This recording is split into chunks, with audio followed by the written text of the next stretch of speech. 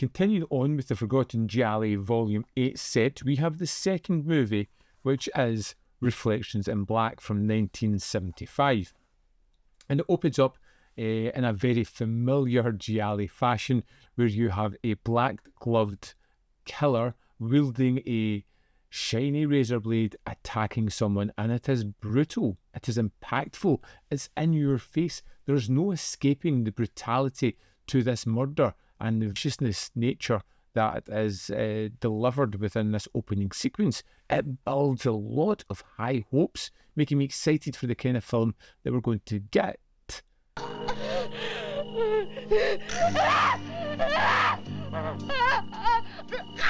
But it dives into averageness much after this. It becomes derivative.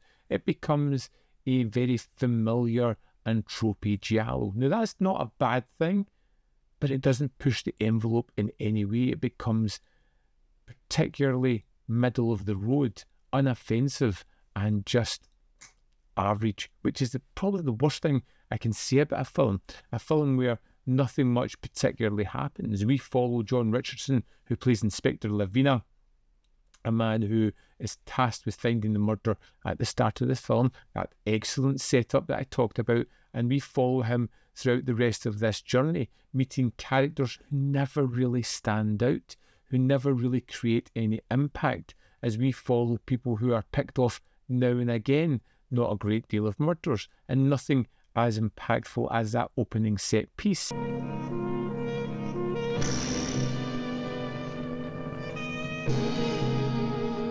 It becomes just average in almost every way, and that was something that I really struggled with this film. I wanted to be drawn into this world. I loved the opening sequence, but the mediocrity of what this levels up to is just not that engaging. It feels purely perfunctory. It doesn't have the greatest cinematography. It feels rather flat. The characters shuffle onto the screen, mumble their lines, and then shuffle off, not really giving much impact. Everything just feels like it's aping or copying what Gialli was, and it never becomes its own thing, never takes its chances, and never tries to create something that would be more daring, more impactful, or pushing the boundaries of the genre. It is comfortable sitting in or wallowing within the averageness that the giallo genre has to offer. Now start right away, Panther. Their fingerprints of blood all over the place. Only a crazy nut could have done a thing like this. There's a lot of those running loose, Inspector. That being said, it's a giallo film. If you go into this one expecting high energy, great crazy storyline, wonderful cinematography, you're going to be dismayed. This one really lives up to the box set title of Forgotten Gialli. I didn't think that John Richardson gave a particularly great performance. You do get Dagmar Lassander in this one, who is Giallo goddess, and we appreciate her being there, but she feels almost wasted as well. I wanted to like Reflections in Black more than I did, but I just found it struggling. I found it a struggle to sit down, become engrossed in the story, become engaged. Even the murder mystery, I feel, was one that's easy enough to solve. You can tell the direction is going fairly early on, and with no mystery to be revealed at the end, you're almost just ticking off the boxes until you get there.